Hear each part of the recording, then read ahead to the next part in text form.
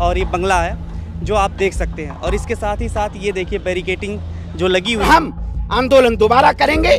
भाजपा के अंधभक्त इस तरीके से उस फोटो को वायरल कर रहे हैं। रन उनके ऊपर आपने देखा होगा दिल्ली पुलिस ने FIR कर दी है। आप बताइए, जिस बिल्कुल एक तरफ आपने देखा होगा एक्यूज्ड है, एक तरफ हमारी देश की बेटियों के ऊपर जिस तरीके से जबरन तरीके से दिल्ली पुलिस इजाजत नहीं दे रही है। आपको पता है कि अब जंतर मंतर पर 144 लग गई है। अरे भैया, पूरे देश में धारा 144 लगा दीजिए। अभी आप देख सकते हैं कि मैं जहां पर हूं वो ब्रजभूषण शरण सिंह, यहां पर जो कैसरगंज से सांसद है उनका देखिए लगा हुआ है। ये सांसद सदस्य का आवास है सरकारी, और ये बंगला है जो आप देख सकते हैं। और इसके साथ ही साथ ये देखिए बैरिकेटिंग जो लगी हुई है। यहाँ पर चेतावनी लिखी गई है दिल्ली पुलिस की ओर से, 144 धारा लगा दी गई है। और इसके पीछे देखिए कि 2-4 लोग जो दिख रहे हैं वो अंदर नहीं जा सकते। यहीं से वो कुछ लोग होंगे ऐसे जो आ रहे होंगे इधर खाने पीने के लिए गए हों। बाकी इजाज़त नहीं है, मीडिया को भी इजाज़त नहीं है। बैरिकेटिंग लगाए गए हैं तमाम लेयर में। और साथ ही साथ मेरे पीछे दिखाइए कि जो बैरिकेटिंग लगी गई है यहाँ तक भी आना मनाही है आम लोगों को। आप देख सकते हैं किस तरीके से यहाँ पर पूरी तरह से पाबंदी लगा दी गई है, क्योंकि पहलवानों को लेकर के जो धरना चल रहा है। और ये ब्रजभूषण शरण सिंह का जो आवास है, आपने तो कल 2 तस्वीरें देखी होंगी। एक तस्वीर जो नई संसद में ब्रजभूषण शरण सिंह जो उपस्थित थे उद्घाटन के मौके पर, और दूसरी तस्वीर में जो आप देख रहे होंगे सबसे ज़्यादा जो वायरल हो रही है वो विनेश फोगाट्स और जो तमाम लोगों की है, पहलवानों की, जो जिनको सड़कों पर घसीटा जा रहा है तिरंगा लिए हुए हैं। आपने देखा दिल्ली पुलिस ने किस तरीके से उनको हिरासत में लिया है, उसकी तस्वीर देश आज देख रहा है और पूछ रहा है सवाल दिल्ली पुलिस से भी, क्या ये अधिकार दिल्ली पुलिस को है। जिस तरीके से मैन हैंडलिंग किया गया, तमाम लोगों के ऊपर FIR भी दर्ज की गई है।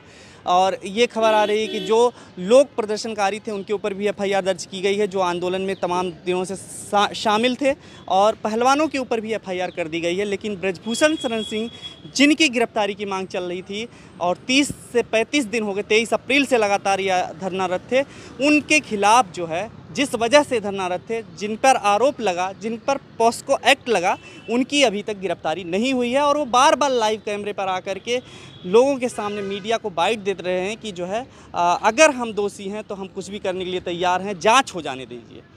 सवाल ये है कि जांच किस तरीके की जांच वो कह रहे हैं, जब यहाँ पर अभी तक जंतर मंतर पर प्रोटेस्ट करने का अधिकार नहीं है। इवन पुलिस अब कह रही है कि जो आप जंतर मंतर पर प्रोटेस्ट अगर नहीं कर सकते हैं, बल्कि आपको कोई और जगह दी जा सकती है मतलब अभी कुछ कंफर्म नहीं है। लेकिन जो लोग हैं वो देखना चाहते हैं कि जंतर मंतर का क्या माहौल है, वही आपको दिखा रहे हैं। ये पीछे का जगह है जहां से जंतर मंतर की एंट्री है, और ये ब्रजभूषण शरण सिंह का घर भी है। आसपास दिखाई कर रही है, कुछ आदेश इनको हैं कि यहां पर अंदर नहीं जाने दिया जाना है। और जिस तरीके से वीडियो जा रहे हैं पहलवानों को बाकायदा ध्यान में रखा जा रहा है। उनके पीछे गाड़ी लगाई जा रही है, पुलिस के लोग हैं, वो देख रहे हैं कि किस तरीके से वो कहीं दिल्ली में दोबारा से प्रोटेस्ट ना आरंभ करें, इसके लिए निगरानी रखी जा रही है। और वो उस पर आरोप लगा रहे हैं कि पहलवान भी कि किस तरीके से हमारा जो है पीछा किया जा रहा है, और हमारे प्राइवेट फ़ोटो भी, तस्वीरें भी खींची जा रही हैं।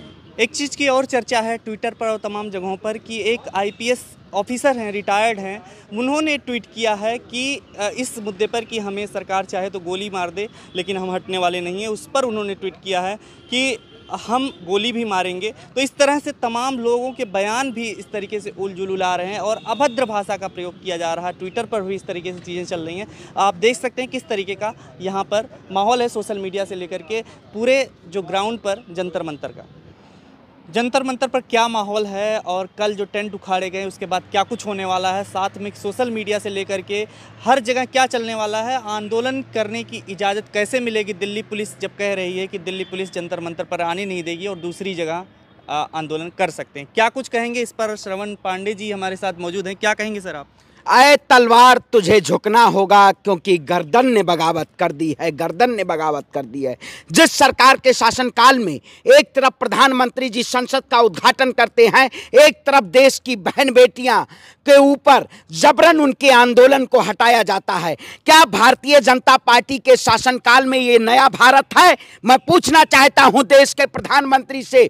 इन्होंने जहां से टेंट उखाड़ा था वहीं दोबारा देश का पहलवान टेंट गाड़ने का काम करेंगे। आप बताइए, जबरन तरीके से, जिस तरीके से आजाद भारत के इतिहास में ऐसा पहली बार हुआ है, एक तरफ मोदी जी राजदंड और सेंगोल का ढिंढोरा पूरे देश में पीट रहे हैं और एक तरफ उसी सेंगोल को झुकाया जा रहा है, हमारे पहलवान बहनों के ऊपर लाठी और डंडों से बरसाया जा रहा है। क्या ये तानाशाही नहीं है?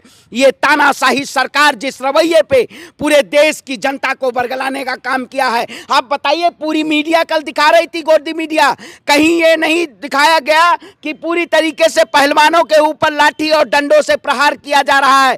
तो हम भी एक क्रांतिकारी लोग हैं, हमारे में भगत सिंह बसता है, लेकिन भारतीय जनता पार्टी अगर हमारे भगत सिंह को दोबारा जगाएगी तो हम इस आंदोलन को और नए प्रारूप के जरिए पूरे देश को एक संदेश देना चाहते हैं कि निकलो घरों मकानों से, जंग लड़ो बेईमानों से, जंग लड़ो बेईमानों से। क्योंकि ये तानाशाह सरकार सबको जेल में भर के और एक तरफ अपने जश्न मनाने का काम कर रही है। मोदी जी शर्म तो करिए, एक तरफ जो पहलवान बेटियां अपने तिरंगे का मान बढ़ाती हैं, आपके ही प्रशासन के शासनकाल में उस तिरंगे को झुकाया जाता है और आप कहते हैं ये मेरा राष्ट्र धर्म है।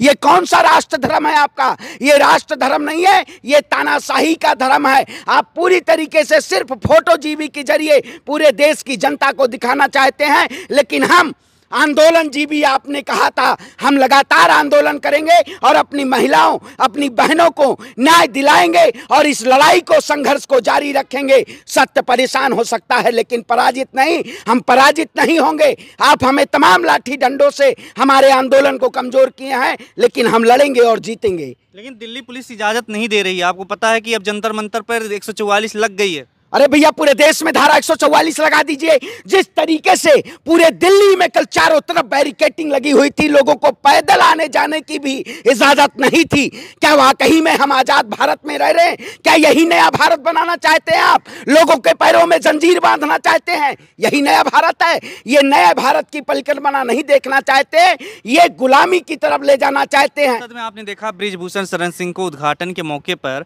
और उसके पहले आपने देखा कि यहाँ पर किस तरीके से बच्चियों को वहां पर घसीटा जा रहा था, गिरफ्तार, हिरासत में लिया जा रहा था। बिल्कुल, एक तरफ आपने देखा होगा एक्यूज्ड है, एक तरफ हमारी देश की बेटियों के ऊपर जिस तरीके से जबरन तरीके से पूरे टेंट को उखाड़ा गया। आज भी आप जंतर मंतर जाइए, आप चारों तरफ से बैरिकेटिंग लगी हुई है। मैं गया जंतर मंतर, उन्होंने कहा आप यहाँ क्यों जा रहे हैं? मैं कहा जा रहा हूँ, हमारी बहनों को जो न्याय में नहीं मिला है हम दिलाएंगे। लेकिन उन्होंने कहा आप जा नहीं सकते हैं, आपको गिरफ्तार कर लिया जाएगा। जबरन उनके ऊपर आपने देखा होगा दिल्ली पुलिस ने एफआईआर कर दी है। आप बताइए, जिसके ऊपर पास्को एक्ट के तहत एफआईआर है उसकी गिरफ्तारी नहीं होती, लेकिन एफआईआर हमारी बहनों के ऊपर कर दिया जाता है। ये कैसा बेटी बचाओ बेटी पढ़ाओ का नारा है? क्या भारतीय जनता पार्टी बेटियों को न्याय दे पाएगी? अगर न्याय नहीं दे पाएगी तो उस लोकतंत्र के मंदिर की क्या जरूरत है, जिस मंदिर में बहनों को न्याय ना मिल पाए? ऐसा मंदिर तो हम नहीं जानते हैं कि जिस घर और परिवार में लोगों को न्याय ना मिले वैसा घर जरूरी है। ये सरकार पूरी तरीके से अहंकारी है, लेकिन इसका अहंकार और घमंड तोड़ेंगे। हम इस लड़ाई को लड़ेंगे और दोबारा अपने पहलवानों को न्याय के लिए आंदोलनरत होंगे। जिस तरीके से गाजीपुर पे कल देखा होगा आपने, तमाम हमारे किसान भाई वहां पहुंच के और इस लड़ाई को लड़े, उसी तरीके से हम भारतीय जनता पार्टी को पूर्ण रूप से बता देना चाहते हैं कि ये सरकार कहीं ना कहीं पूरी तरीके से जुल्मी और तानाशाही है। आप अपने अपने घरों और मकानों से निकलिए। आज पहलवान थे, कल आप होंगे, इसलिए इस लड़ाई को रुकना नहीं है, आगे बढ़ना है। न रुके हैं, न दबेंगे, न झुकेंगे, न मिटेंगे। हम संघर्षों के जरिए न्याय की आवाज उठाते रहेंगे और बुलंद करते रहेंगे। मोदी जी देश में लोकतंत्र पर बात कर रहे थे, कल आपने देखा होगा बड़ी बड़ी बातें कर रहे थे, महाभारत का भी वर्णन किया था, और दूसरी तरफ ये सारा चीज चल रहा था, उस पर क्या कहेंगे? देखिए, महाभारत का मोदी जी ने वर्णन किया, लेकिन उन्होंने ये नहीं पता था मोदी जी को कि महाभारत हुआ क्यों। द्रौपदी का अगर चीरहरण ना हुआ होता तो शायद महाभारत नहीं हुआ होता। अगर सीता ना रोई होती तो शायद लंका दहन नहीं हुआ होता। तो इसी तरीके से जिस तरीके से बीजेपी के शासनकाल में बहन और बेटियों को घसीटा गया और दिन दहाड़े वो हमारे पहलवानों को कह रहा है गोली मार देंगे, वाकई में क्या ये देश में लोकतंत्र बचा है? ये सरकार लोकतंत्र को शर्मसार करना चाहती है, लेकिन हम लोकतंत्र को बचाने के लिए, अपनी बहन बेटियों को न्याय दिलाने के लिए हम इस लड़ाई को लड़ते रहेंगे। जिस देश में नारियों की पूजा की जाती हो, जिस देश में नारी शक्ति को अभिमान माना जाता हो, उस देश में नारियों को न्याय नहीं मिल पा रहा है। क्या वाकई में आप लोगों को बताने की जरूरत है? जिस तरीके से जुल्म किया है, जुल्म जोर के टक्कर में संघर्ष हमारा नारा है, संघर्ष हमारा नारा है। हम संघर्ष पे रहेंगे कायम और सत्य के प्रहरी हैं। सत्य परेशान हो सकता है लेकिन पराजित नहीं। भारतीय जनता पार्टी की तानाशाही सरकार को हम परास्त करेंगे और बृजभूषण शरण सिंह की गिरफ्तारी होनी चाहिए, क्योंकि ये लड़ाई आज नहीं है, ये लड़ाई आगे और लड़नी है। हम सभी इस लड़ाई में लड़ेंगे और आगे न्याय की गुहार लगाएंगे। जिस तरह से पहलवानों की हंसते हुए फोटो वायरल करी जा रही है फेक क्रिएट कर, उस पर आप क्या कहना चाहेंगे? वो तो आप देख रहे होंगे, बीजेपी के आईटी सेल पता ना क्या क्या किया। बीजेपी के आईटी सेल ने एक दिन आपने देखा होगा, जनार्दन मिश्रा ने जब प्रियंका दीदी आंदोलन में गई थी तो उन्होंने क्या लिखा था कि सब लोग आंदोलन में पहुंच गए लेकिन मियां खलीफा नहीं पहुंची। तो इनके नेता पूरी तरीके से ये बेटियों के सम्मान में नहीं रहते हैं। इनके नेता सिर्फ बेटियों को उनको उजागर करना चाहते हैं, उनकी डुप्लीकेट फोटो जारी करके और हंसते हुए दिखाना चाहते हैं। दो भक्त हैं, एक तो कट्टर देशभक्त हैं, एक भाजपा के अंधभक्त हैं।